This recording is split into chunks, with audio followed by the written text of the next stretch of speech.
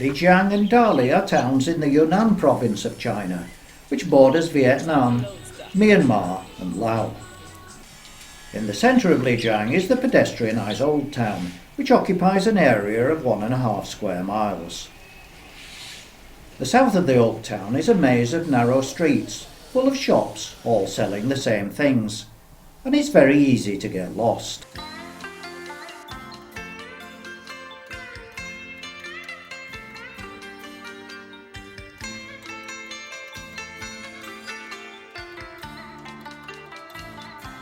These are murals written in the language of the Nashi minority people who live here. It's the only living language to use pictographs. Just outside town we had a lunch of delicious yak meat in this restaurant, which has its own brewery. After a quick look at the market, we went to the cable car up Jade Dragon Snow Mountain.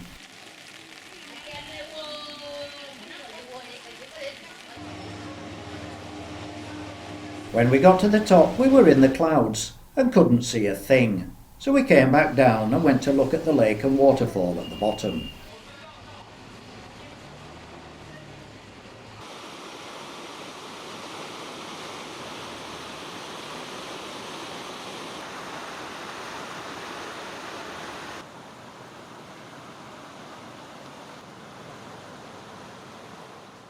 The following morning we drove to the first bend of the Yangtze River, where it makes a 90-degree turn from south to east within a distance of 1 kilometre. It's the point where many armies, from Lijiang in about 250 AD, Kublai Khan in the 13th century, to the Red Army's Long March in 1936, have crossed the river. This stone marks the spot. In the nearby hamlet of Jigu, a wooden footbridge across a tributary was also used on the Long March. A gate leads from the hamlet down to the Yangtze.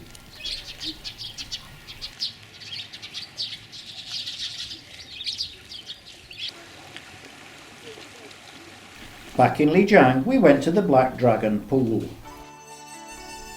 Having run dry on several occasions, it was renovated and declared a water conservation area in 2014. The outflow goes under this bridge and into the Old Town.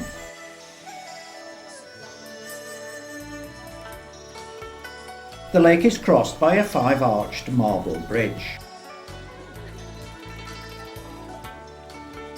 There's a tea house in the park with ornate decoration.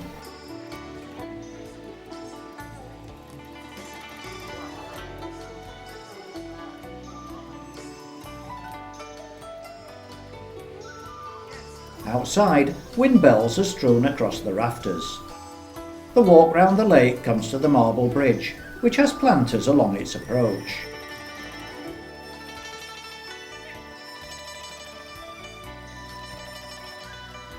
Passing the bridge, one comes to the moon-embracing pavilion, which was rebuilt in 1963 following a fire in 1950. Next comes the ancient drama stage, where local Nashi music is performed.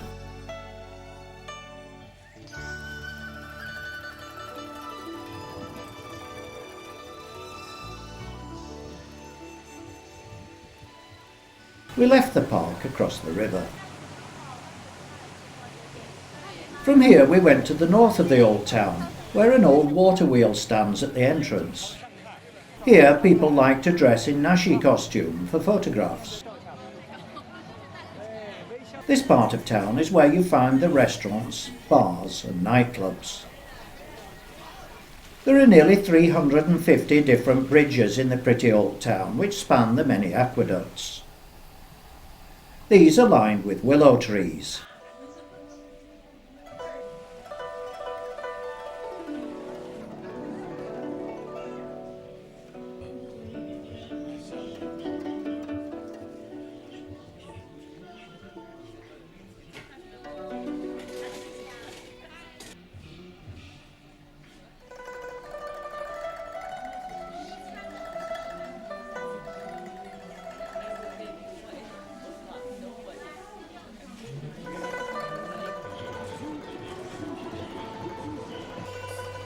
In the main square, a troupe were demonstrating the local traditional Nashi dance.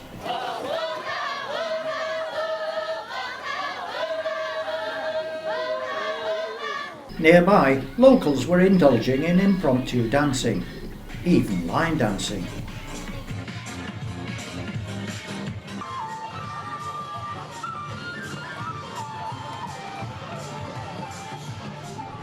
Next morning we were driven the 125 miles to Dali.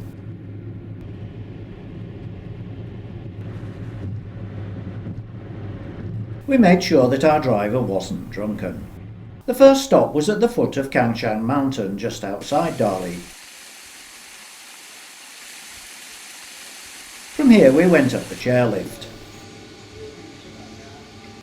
As it goes up through the forest, it passes over tombs which are maintained annually by descendants of the occupants. The chairs go over and between tall trees and giant bamboo. We perfected our Chinese greeting of Ni Hao as we climbed into the cloud. Ni hao. Ni hao. At the top of the chairlift is a complex containing both Taoist and Buddhist temples.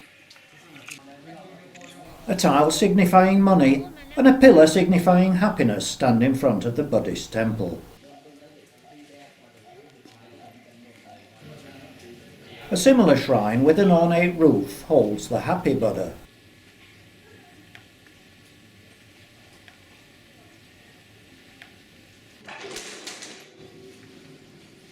As we descended the chairlift, we got our first glimpse of the 3 pagodas. Alice showed us how to do a proper dismount from the chair. Alright, sure. Then we went for a delicious bi-minority culture lunch, where we were joined by a group of youngsters wanting to be photographed with us. After lunch we went for a boat trip on High Lake. At the entrance to the marina there was a stall selling candied fruit and nuts.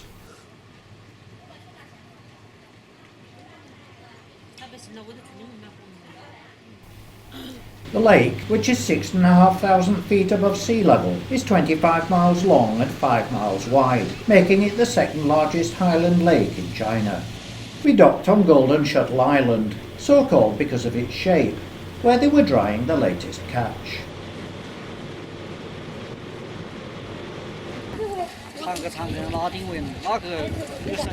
The 3-star temple is dedicated to the local god of the Bai people.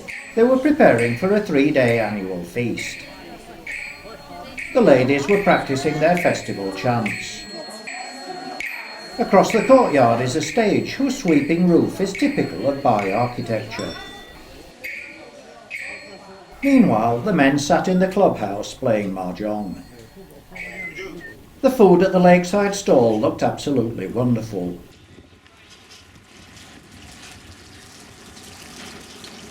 The crayfish and crabs were especially fresh.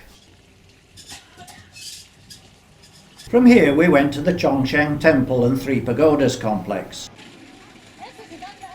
At the entrance there are beautiful water gardens with reflections of the pagodas.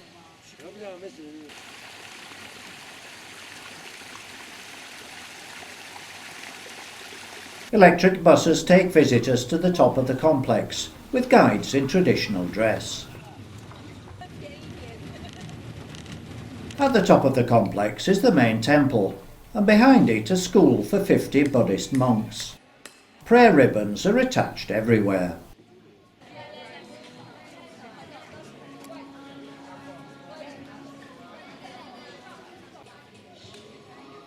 Worshippers pray in 4 directions. Inside, the temple is filled with golden sculptures.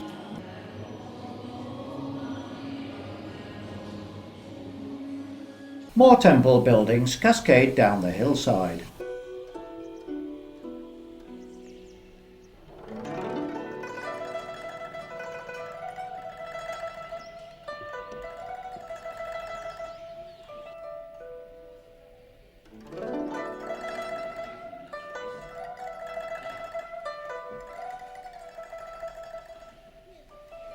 Finally, we came to the temple gate. Beyond this is a lake and the 3 pagodas, which are made of brick and covered with white mud. They form a symmetrical triangle. The main 16-storey square one was built around 830 AD and is one of the tallest in China. The other two were built about 100 years later and are octagonal with 10 stories. Each side of every story of all three contains a Buddha statue. Leaving the complex, we returned to Dali, where we spent the evening strolling the streets of the old city. The city really comes to life at night. Drums are an important part of Bai culture and can be bought everywhere.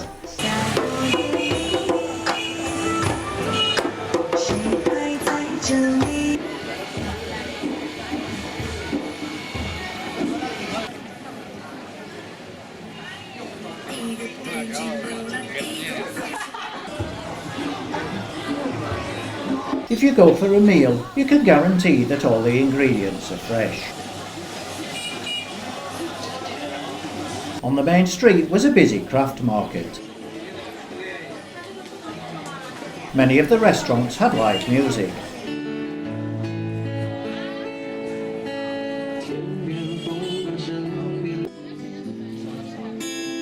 Our boutique hotel was in a quiet area just off the main street.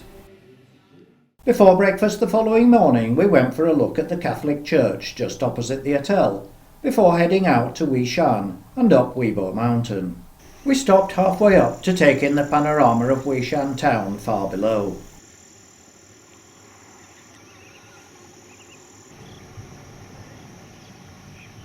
Alice went to buy tickets for the temple complex at the top of the mountain. We went in through the main entrance and past an outdoor performance area before tackling the stairs up to the forest park, dotted with 22 Taoist temples. On the way we passed the tombs of Taoist monks, almost deafened by the sound of cicadas. In front of the first temple is a large area depicting the 10-month calendar of the local Yi minority people, thousands of whom gather here for a 2-week worshipping fair every February. It's surrounded by a wall depicting Yi mythology. The entrance to Wenchang Palace, the main temple of the complex, is flanked by a tiger on the left and a dragon on the right. This leads to a beautiful temple garden with a pool. In the middle of the pool is the Wenlong Pavilion, which is reached by 2 arched bridges.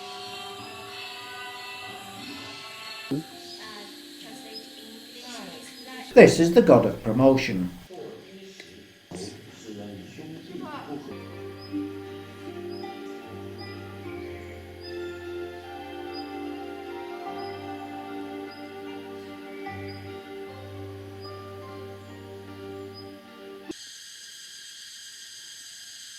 Steps lead up to an inner building with signs in both Chinese and Yi scripts.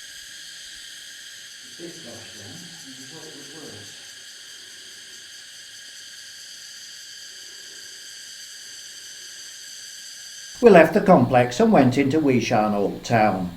It's a very small walled area with towers at each of the main gates. It has the ubiquitous tea house and the unusual addition of an open-air dental surgery. This shop is selling buffets.